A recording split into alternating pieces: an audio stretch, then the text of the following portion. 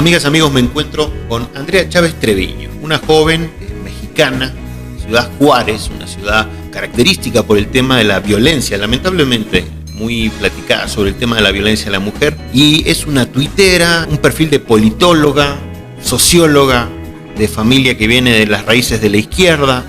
Pues está de visita aquí en Aguascalientes y aprovechamos para poder platicar un poquito con ella y poder ver algunos de los temas importantes que se están tocando en la política nacional local, y viene muy revolucionada por lo que he visto con el tema de Morena, viene muy vinculada al tema de Andrés Manuel, el presidente. Pero vamos a empezar con una pregunta sencilla: ¿cómo estás? Muy bien, muchas gracias, Andrés, muy contenta de estar en este espacio, por supuesto hablando con tu audiencia. Las y los hidrocálidos pues son siempre unos grandes anfitriones y me siento muy en casa.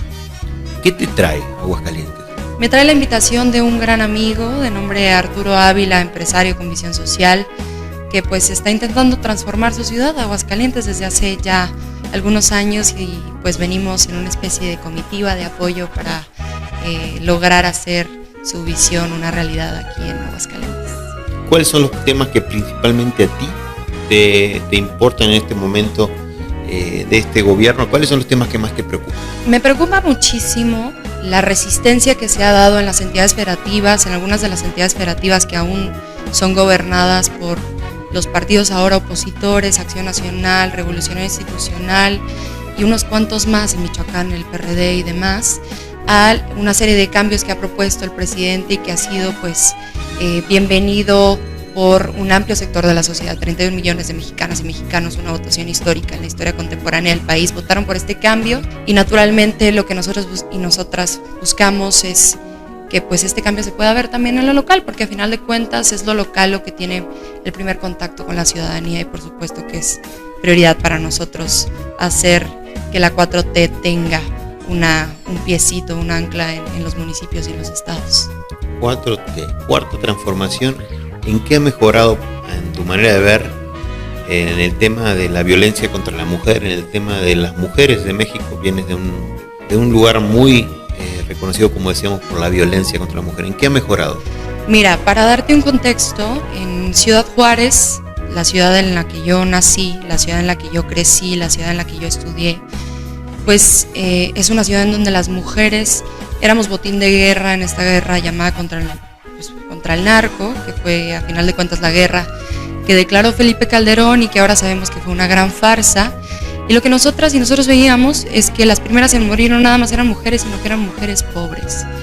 Y este gobierno, el gobierno de Andrés Manuel, si bien es cierto que lucha contra la impunidad, contra la violencia, contra la corrupción, su columna vertebral es la lucha contra la pobreza.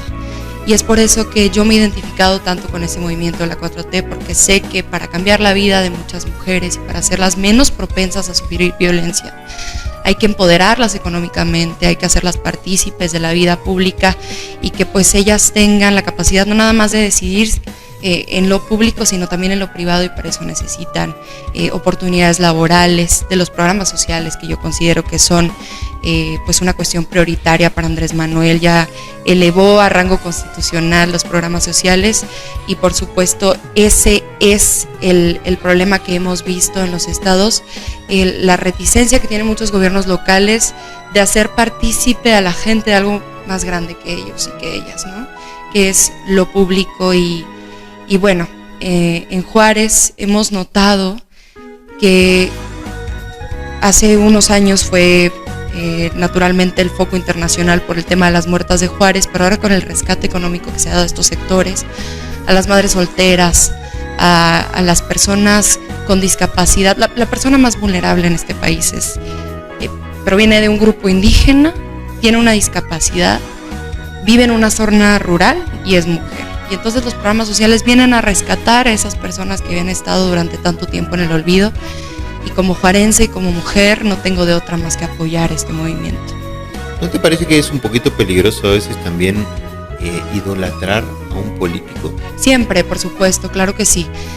En México se vivió una condición que se ha dado en algunos otros países, en algunas otras épocas, en donde pues un movimiento nace por un liderazgo muy fuerte como es el de Andrés Manuel López Obrador, pero no nace por el perfil de Andrés Manuel López Obrador. Nace porque Andrés Manuel logra articular una serie de dolores que se dan a lo largo y ancho de la República, el único político en el país que ha visitado por lo menos en 3 ocasiones absolutamente todos los municipios de la República Mexicana, y naturalmente eso lo hace pues representar esos dolores, esos intereses, esos anhelos, esas esperanzas. Y eso quiere decir que si otro político hoy en día se pusiera en campaña para recorrer todo el país y recorrerlo 2 veces o 3 veces, ¿tendría el mismo valor moral que el presidente? No.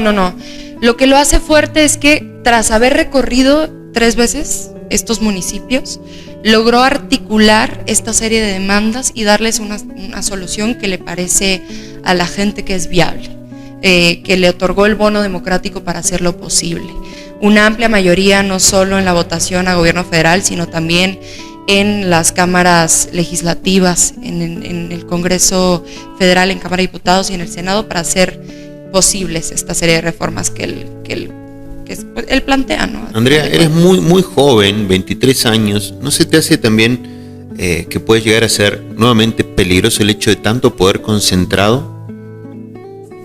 Si estuviéramos en otro contexto, Andrés, yo te diría claro que sí. Sin embargo, con 30 años de una larga y espesa y oscura noche neoliberal en donde lo público se vio pues tan olvidado, tan robado, tan saqueado, y donde lo privado pues privó a tantas y a tantos de los derechos más fundamentales, creo que es necesario tener un gobierno federal que articule la estrategia completa de implementación de esta serie de programas, ¿no?, que le dan solución a estas necesidades y a estos lutos y a estos dolores. Lo que ha intentado Andrés Manuel, sí es cierto que ha intentado concentrar en el púlpito presidencial, por más que a mí me choque hacer analogías a la Iglesia Católica, una serie de capacidades, una serie de decisiones que pudiera él tomar, no nada más a través del decreto presidencial, sino a través de pasar iniciativas con su amplia mayoría en las cámaras legislativas. Y si no tuviera esa concentración, si todo estuviera dispuesto a la conversación de los sectores que ya estuvieron en el poder, del sector más conservador que representa Acción Nacional, del sector que más saqueó al país, que representa el Revolucionario Institucional, del sector que en algún momento pretendió representar a la izquierda mexicana, pero que vimos que en el primer momento se vendió a las grandes élites económicas como es el PRD, pues naturalmente nunca la sociedad que otorgó este bono democrático podría haber materializadas este proyecto alternativo de nación, ¿no? ¿Tú lo conoces, Andrés Manuel? Lo conozco personalmente de niña. Cuando niña, yo tendría 6 años, la primera ocasión en la que yo puedo interactuar con él, y pues naturalmente perdimos comunicación, pero mis padres pues le apoyan en el estado de Chihuahua en su elección en el 2000, en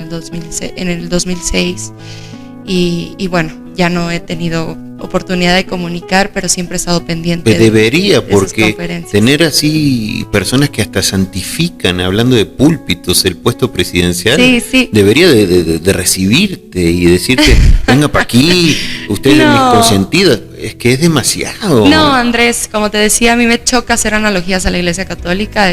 Pero las haces, estás convencida de que hay un asunto, incluso cuando hablas de...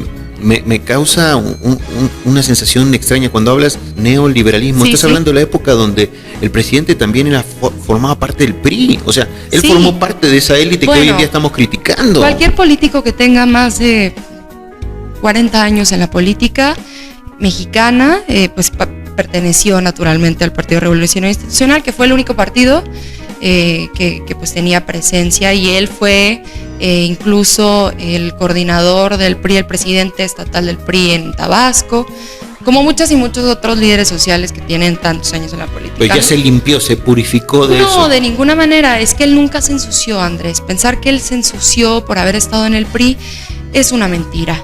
Él representa la lucha contra la corrupción, contra la impunidad, contra la pobreza y contra la violencia, y cualquiera que pueda compartir estos valores es bienvenido en el movimiento. Haya estado en el partido en el que haya estado. Y no se puede, según tu visión, que se me hace muy interesante, ¿No se puede ser un político santificado también estando en otro partido?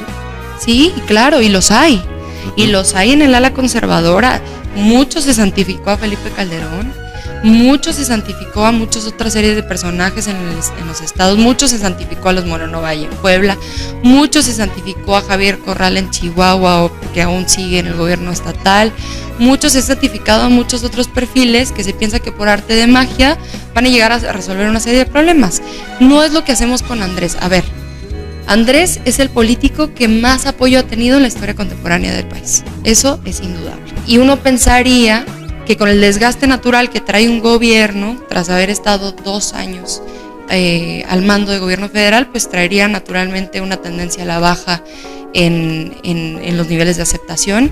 Y pues sorprendentemente ha mantenido esos niveles de aceptación. ¿Crees que los termine? Ha refrendado? ¿Perdón? ¿Crees que termine con esos niveles altos? Yo sí lo creo, fíjate, porque estamos en una contingencia sanitaria mundial que ha representado una crisis de gobernabilidad en muchos países, y sin embargo aquí en México se refrenda esa aprobación, se refrenda esa simpatía por el movimiento, y pues estamos entrando a los comicios más grandes que va a tener la historia de México en el 21, 15 gobernaturas, muchísimos municipios, los congresos locales, todo el Congreso de Cámara de Diputados, y todavía en las encuestas se refrenda esta simpatía por el movimiento a través del vehículo formal del movimiento, que es pues Morena, ¿no?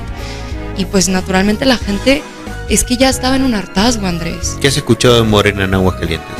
Yo he escuchado, bueno, sabemos que Aguascalientes y de manera generalizada en el Bajío, pues hay una población que es mucho más conservadora que en otras latitudes de la República Mexicana.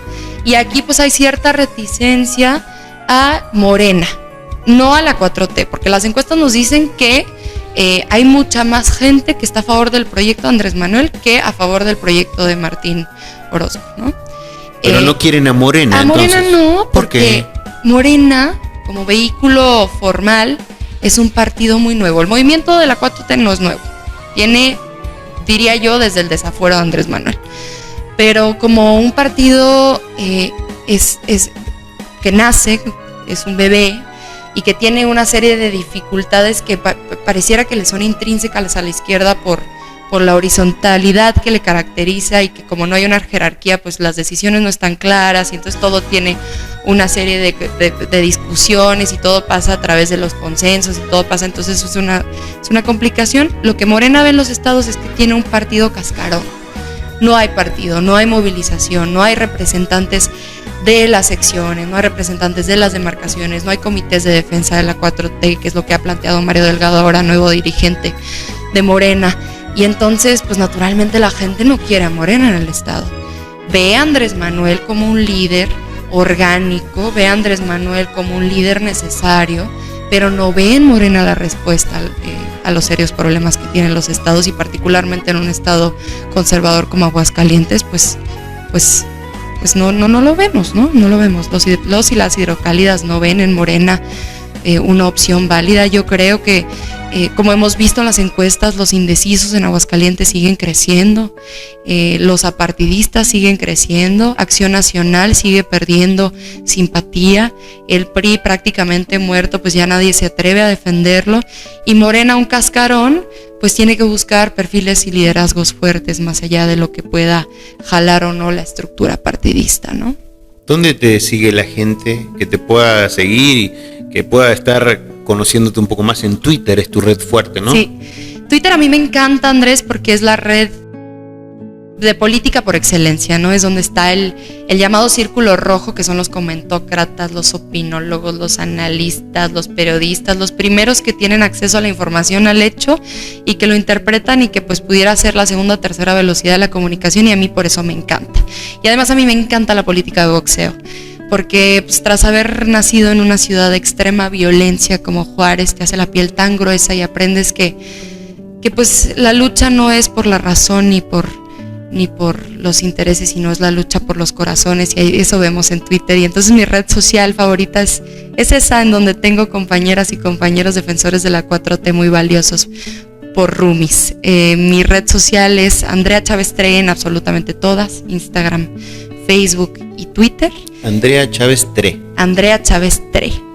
Para mí creo que eres de esas personas que puede uno dialogar horas, pero volver a verte en un contexto de otro ambiente político. Seguro así será, Andrés. Y que me cuentes más. Me da mucha alegría que hayan jóvenes y sobre todo se me hacía extremadamente interesante el hecho de que una joven de 23 años es un ejemplo. Se nota mucho estudio, se nota mucho cariño detrás de todo esto.